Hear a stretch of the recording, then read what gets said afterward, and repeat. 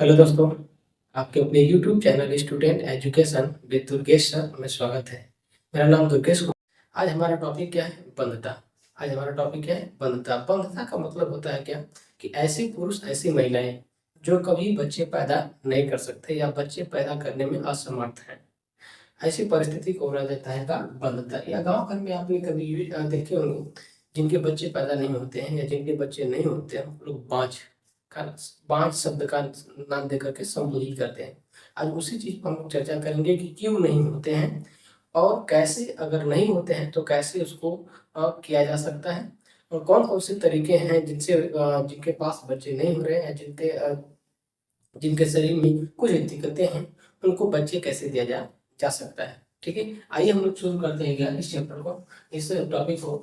देखिएगा, बंधुता। बंधुता का हम इंग्लिश में बोला जाता है का इनफर्टिलिटी। इनफर्टिलिटी का मतलब क्या है कि ऐसे पुरुष ऐसे महिलाएं हैं जो बच्चे पैदा करने में असमर्थ है। ये ध्यान रखिएगा, ये तीन परिस्थिति होती है। एक होती है का फर्टिलिटी, एक होती है स्टेबिलिटी, एक होती है इनफर्टिलिटी। फर्टिलिटी का मतलब होता है कि ऐसे पुरुष ऐसी महिलाएं जो बच्चे को जन्म दे सकते हैं, यानी कि इसमें किसी भी प्रकार का कोई रोग या किसी भी प्रकार की परिस्थिति नहीं है जो कि बच्चे पैदा करने में असमर्थ हो। ठीक है। दूसरी कंडीशन क्या है? स्टेबिलिटी। ऐसे ध्यान रखिएगा, स्टेबिलिटी शब्द उन पुरुषों के लिए लगाया जाता है जो जन्म करने योग्य हैं, जो जन्म करने योग्य हैं, लेकिन उनके अंदर, ध्यान रखिएगा, उनकी वीर्य के अंदर शुक्राणुओं की संख्या कम है। किसी भी पुरुष को, किसी भी लड़के को बाप बनने के लिए 30 से 40 करोड़ स्पर्म का होना अति आवश्यक है। ये एनसीईआरटी करती है। ठीक है, न्यू डाटा जो एनसीईआरटी में लिखा गया है उसके अनुसार। ध्यान रखिएगा, स्टेबिलिटी का मतलब क्या है कि ऐसे पुरुष जो जन्म करने योग्य हैं लेकिन वो जन्म नहीं कर सकते हैं, उनके अंदर शुक्राणुओं की संख्या क्या है? कम है, या शुक्राणु कम बन रहे हैं। दूसरी चीज क्या है भैया? इंटरफर्टिलिटी। इंटरफर्टिलिटी का मतलब क्या है कि ऐसे पुरुष ऐसी महिलाएं जिनके अंदर या तो शुक्राणु या अंडाणु, या जो पुरुष है उनके अंदर शुक्राणु, जो महिला है उनके अंदर अंडाणु नहीं बनते हैं। जब नहीं बनेंगे तो ऐसी परिस्थिति आए, ऐसे पुरुष ऐसी स्त्री को बोला जाता है इनफर्टिलिटी, यानी कि बंधता। या ध्यान रखिएगा, बांझपन नाम का एक टर्म शब्द हमारे समाज में चलता है। ठीक है, ध्यान रखिएगा। अच्छा, जिस पुरुष के अंदर, ध्यान रखिएगा, जिस पुरुष के अंदर कम बनते हैं उसको बोलते हैं का ओलिगो ओलिगोस्पर्मिया। क्या बोलते हैं? ओलिगोस्पर्मिया एक रोग है। ओलिगोस्पर्मिया एक रोग है। जबकि ध्यान रखिएगा, अगर शुक्राणु बन ही नहीं रहे हैं, एकदम एकदम नहीं बनते हैं, तो उसको बोलते हैं का एजोस्पर्मिया।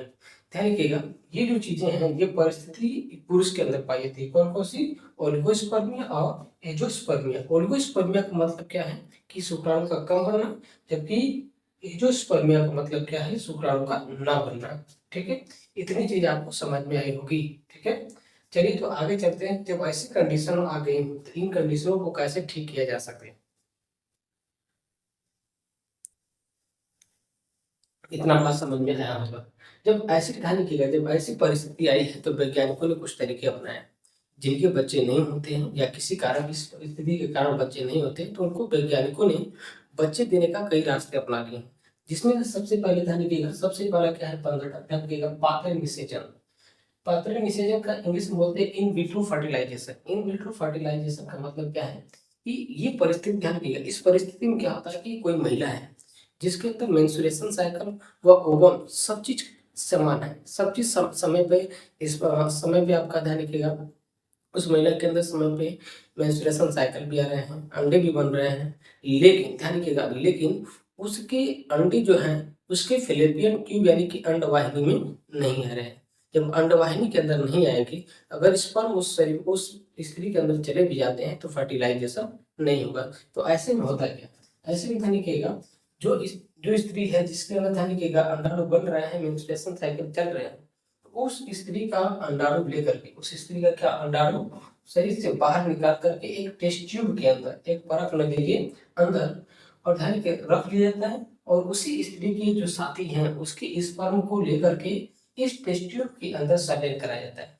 जैसे संलयन कराते हैं, और संलयन करा करके, संलयन करा करके एक बच्चे को जन्म दिया जाता है, जिसको बोलते हैं टेस्ट ट्यूब बेबी या परख नली शिशु। ठीक है, और दूसरी चीज ध्यान रखिएगा, जैसे हम दोनों को संलयन कराते हैं, संलयन कराने के बाद ध्यान रखिएगा, ये अगुणित, ये भी अगुणित, ये जैसे संलयन करेंगे, ये ध्यान रखिएगा, ये द्विगुणित हो जाते हैं। द्विगुणित का मतलब, ध्यान रखिएगा, इनके अंदर गुणसूत्रों की संख्या ध्यान रखिएगा, पुरुषों की गुणसूत्रों की संख्या या कह सकते हैं स्त्रियों की या कह सकते हैं मानव की गुणसूत्रों की संख्या के समान जाता है। ठीक है, और ऐसे ध्यान रखिएगा, ऐसे बेबी को ही बोला जाता है का टेस्ट ट्यूब बेबी। ठीक है, यहाँ तक आपको बात हमारी समझ में आई होगी। ठीक है, आगे चलते हैं इसके। ठीक है, ध्यान रखिएगा, इन दोनों को जब संलयन करा देते हैं, संलयन कराने के बाद इनसे जो बच्चे पैदा होते हैं ऐसे बच्चे को बोलते हैं का टेस्ट बेबी या परखनली बच्चा या परखनली शिशु बोलते हैं। अच्छा ध्यान, संलयन ध्यान रखिएगा, जब संलयन कराते हैं, जब निषेचन कराते हैं, जब निषेचन कराते हैं तो निषेचन के ध्यान रखना, निषेचन के 1 घंटे बाद यानी कि जैसे गर्भधारण शुरू होता है तो गर्भधारण हुआ उसके 1 घंटे बाद, 1 घंटे बाद ध्यान रखना उसके अंदर सेल डिवीजन होना शुरू हो जाता है। ध्यान रखिएगा, जब सेल डिवीजन होता है तो ये बनती हैं, इसमें ध्यान रखना, 1 से बनेंगे 2, 2 से बनेंगे 4, कितनी बनेंगी 4, 4 बनेंगी, और 4 से बनेंगे कितना 8, कितना बनेंगी 8। ये जो 8 संरचना है, 8 जो ध्यान रखिएगा, 1 घंटे के बाद ध्यान रखिएगा, 1 घंटे के बाद विभाजन के लगातार 8 कोशिकाएं बनती हैं और इस 8 कोशिकाओं को बोलते हैं का कोरक, कोरक खंड। क्या बोलते हैं, कोरक खंड। ध्यान रखना चाहिए इस कोरक खंड को ध्यान रखिएगा, यानी कि जो ये सर्जन हुआ है अगर ये 8 कोशिकीय संरचना वाला हो गया और इसको ध्यान रखिएगा माता शरीर के अंडवाहिनी में स्थानांतरित कर दिया जाता है और ऐसी परिस्थिति को बोलते हैं का ZIFT। इसको बोलते हैं zygote, zygote intra Philippian transfer. यानी कि निषेचन के बाद ध्यान रखिएगा, निषेचन के बाद उस महिला के अंडवाहिनी में ट्रांसफर कर दिया जाता है, छोड़ दिया जाता है, तो इससे ध्यान रखिएगा ऐसी परिस्थिति को बोलते हैं का आपका ZIFT यानी कि जाइगोट इंट्रा फिलिपियन ट्रांसफर।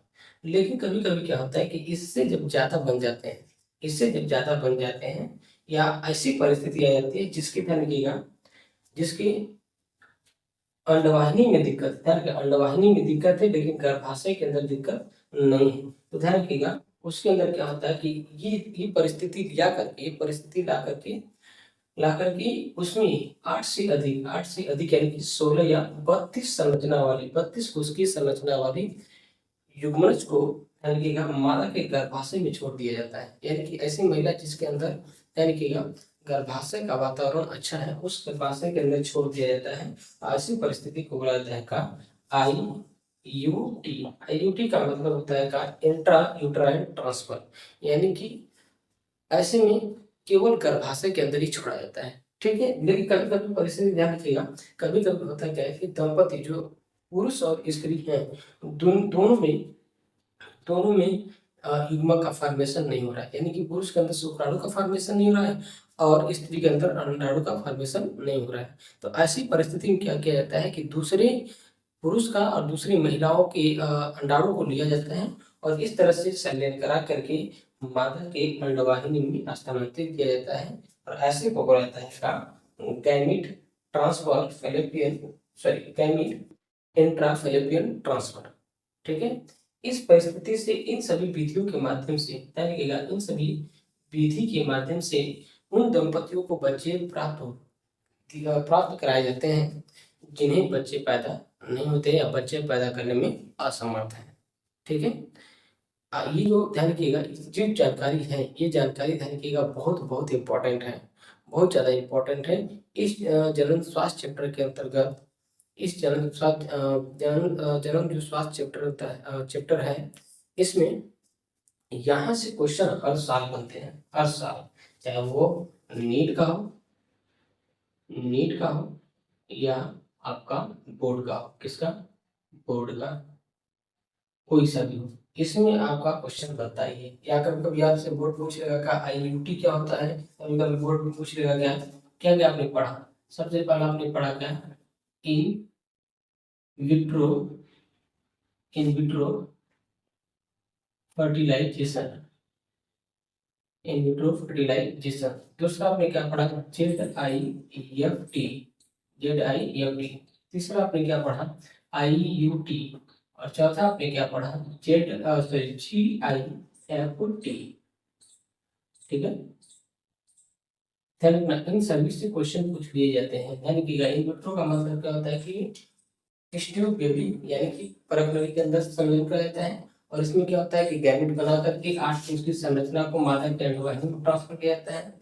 अब इसमें क्या होता है कि ध्यान रखिएगा, यूट्रस में ट्रांसफर किया जाता है, और इसमें क्या होता है कि जब नर और मादा दोनों के अंदर युग्मक बनाने की क्षमता नहीं होती तो दूसरे के युग्मक लेकर के मादा के अंडवाहिनी में ट्रांसफर किया जाता है, जिसको बोलते हैं क्या, GIFT, यानी कि गैमेट इंट्राफैलेपियन ट्रांसफर। ठीक है, ये क्लास आपकी यही समाप्त होती है, और अगले क्लास को हम लोग कंटिन्यू करेंगे। ठीक है, आप इसको ज़्यादा से ज़्यादा शेयर करिए।